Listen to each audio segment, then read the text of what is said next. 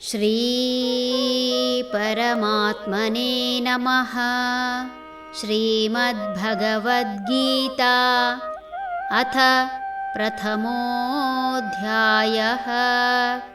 ಅರ್ಜುನ ವಿಷಾದಯೋಗಃ. ಕುಲಕ್ಷಯೇ ಪ್ರಣಶ್ಯಂತಿ ಕುಲಧರ್ಮಾ ಸನಾತನಾಃ. ಧರ್ಮೇ ನಷ್ಟೇ ಕುಲಂ ಕೃತ್ಸ್ನಂ ಅಧರ್ಮೋಭಿಭವತ್ಯುತ. ಕುಲವನ್ನು ನಾಶಗೊಳಿಸುವುದರಿಂದ ಅನಾದಿ ಕಾಲದಿಂದ ನಡೆದುಕೊಂಡು ಬಂದಿರುವ ಧಾರ್ಮಿಕ ಕರ್ಮಗಳು ನಾಶವಾಗುತ್ತವೆ. ಧರ್ಮವು ನಷ್ಟವಾದರೆ ಅಧರ್ಮವೇ ಬೆಳೆಯುತ್ತದೆ. ಕುಲಧರ್ಮಗಳು ನಾಶವಾಗುವುದರಿಂದ ಅವರು ಆಚರಿಸಿಕೊಂಡು ಬಂದಂತಹ ಧಾರ್ಮಿಕ ಕಾರ್ಯಗಳು ಅರ್ಥಾತ್ ಸಂಪ್ರದಾಯ ಸ್ವಾಭಾವಿಕವಾಗಿ ನಾಶವಾಗುತ್ತವೆ.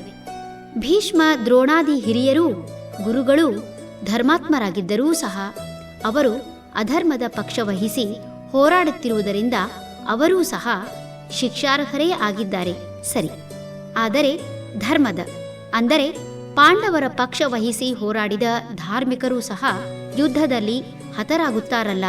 ಅವರ ತಾಯಿ, ಪತ್ನಿ, ಮಕ್ಕಳು ತಮ್ಮವರನ್ನು ಕಳೆದುಕೊಂಡು ದುಃಖಿಸುತ್ತಾರಲ್ಲ. ಅವರೆಲ್ಲರಿಗೆ ನ್ಯಾಯವೆಲ್ಲಿ? ಇಂಥದ್ದೊಂದು ಪ್ರಶ್ನೆ ಎದುರಾಗುವುದು ಸಹಜ.